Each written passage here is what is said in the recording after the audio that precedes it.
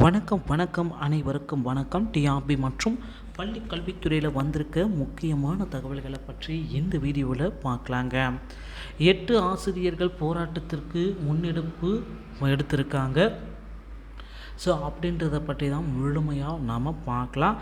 மேலும் பள்ளி கல்வித்துறையில் ஒரு முக்கியமான அரசாணை வெளியிட்டிருக்காங்க. உடற்கல்வி இயக்குனர் நிலை 2 ஆசிரியர் படிக்கிற இதை பற்றி தான் ஒரு தகவலை நாம் பார்க்க இருக்கோம். நம்ம சேனலை முதல் முறையாக பார்க்குறீங்கன்னா ஒரே ஒரு சப்ஸ்கிரைப் அண்ட் பெல்லை கிளிக் பண்ணி வச்சுக்கோங்க. 8 ஆசிரியர்கள் மீண்டும் போராட்டத்திற்கான முன்னெடுப்புகளை எடுத்து வச்சுருக்காங்க.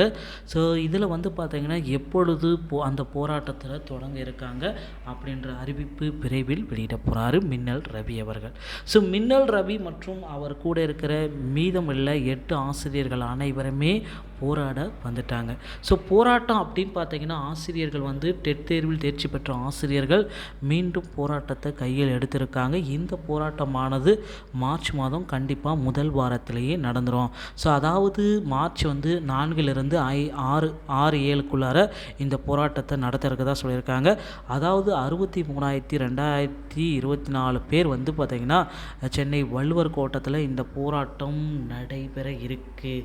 கூட்டம் அதிகமாக வரும். அனுமதியானது பெறப்பட்டு இருக்கு அப்படின்றத குறிப்பிட்டத்தக்க விஷயம்.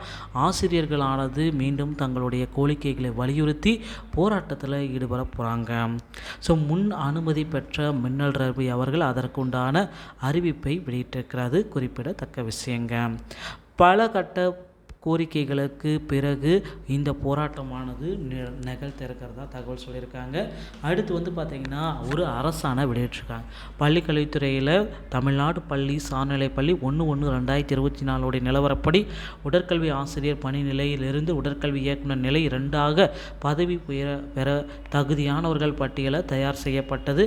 அதை அனுப்பி வைத்தல் கலந்தாய்வில் கலந்து கொள்ள இருக்கிறதுக்கான தகவல்களையும் நமக்கு வெளியிட்டிருக்காங்க. தமிழ்நாடு பள்ளிக்கல்வி சார்நிலை கல்வி சிறப்பு விதிகள் வெளியிட்ட அரசாணை 13 பள்ளிக்கல்வித்துறை சார்பாக இந்த அரசாணையை வெளியிட்டிருக்காங்க. இதுக்கு அடுத்து பார்த்திங்கன்னா நீங்கள் எல்லாருமே எதிர்பார்த்த மாதிரி இந்த பிஆர்டியோடைய தேர்வு முடிவுகள் விரைவில் எதிர்பார்க்குங்க. டிஆர்பி மற்றும் பள்ளிக்கல்வித்துறை சொந்தமான செய்திகள் அனைத்தையும் உடனுக்குடன் பெற நம்ம சேனலோடு இணைந்திருங்கள். அடுத்த வீடியோவில் சந்திக்கிறேன். நன்றி, வணக்கம், தேங்க்யூ.